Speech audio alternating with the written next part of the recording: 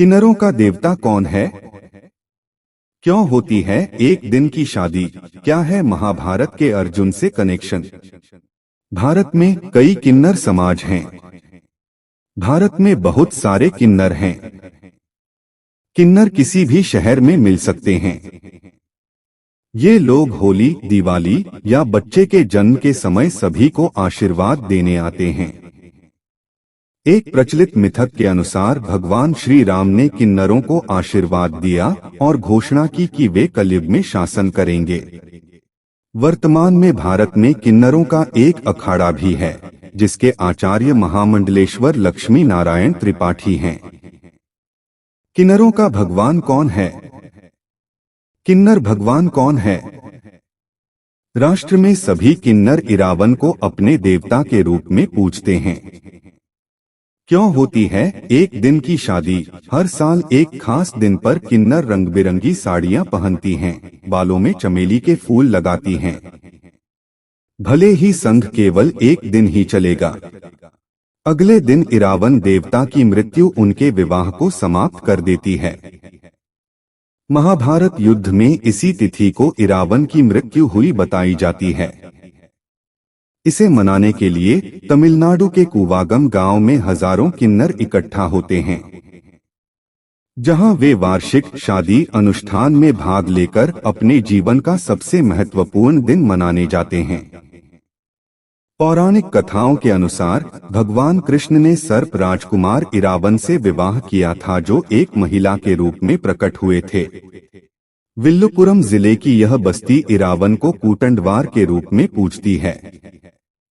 मंदिर के पुजारी हजारों किन्नरों को अपने गले में बांधते हैं ताकि वे इरावन की दुल्हन के रूप में शादी समारोह में शामिल हो सकें। इसका महाभारत के अर्जुन से क्या लेना देना है? ऐसा कहा जाता है कि पांडवों को महाभारत युद्ध में एक निश्चित बिंदु पर अपनी जीत के लिए मां काली को स्वेच्छा से एक पुरुष की बलि देने के लिए एक राजकुमार की आवश्यकता थी। इरावन खुद को एक प्रतिस्थापन के रूप में पेश करता है जब कोई राजकुमार आगे नहीं बढ़ता है, लेकिन इस चेतावनी के साथ कि मरने से पहले उसकी शादी होनी चाहिए। जोखिम इस तथ्य से आता है कि यदि वह एक साधारण महिला या राजा की बेटी से शादी करता है तो वह तुरंत विधुर हो जाएगा। ऐसी स्थिति में कोई भी माता पिता अपनी बेटी की शादी इरावन से करने के लिए तैयार नहीं होंगे। फिर मोहिनी के भेष में भगवान कृष्ण ने इरावन से विवाह किया। इरावन फिर अपने हाथों को फैलाता है और मां काली के चरणों में अपना सिर रखता है। इरावन की मृत्यु हो जाती है और कृष्ण बहुत लंबे समय तक उसके निधन पर विलाप करने के लिए अपने मोहिनी रूप में रहते हैं।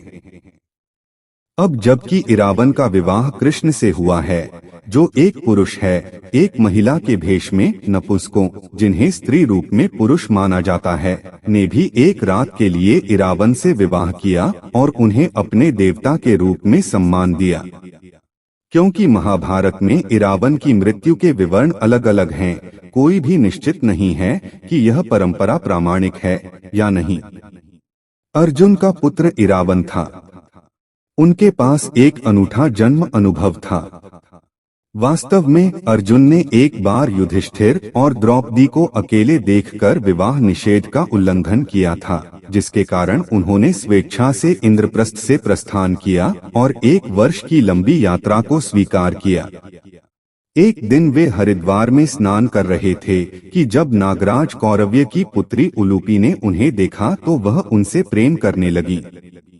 उसने इस परिस्थिति में उसे अपने नागलोक में जाने के लिए मजबूर किया और अर्जुन को उसके आग्रह पर उससे शादी करने के लिए मजबूर होना पड़ा। उस शाम अर्जुन नागराज के घर रुका।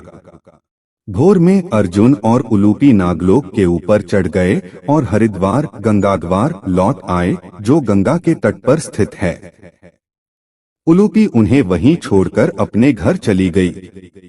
उन्होंने अर्जुन को वरदान दिया कि वह हर जगह अजय रहेगा जहां पानी होगा, और जब वह विदा हो रहा होगा तो सभी जलीय जीवन उसकी कमान में होंगे।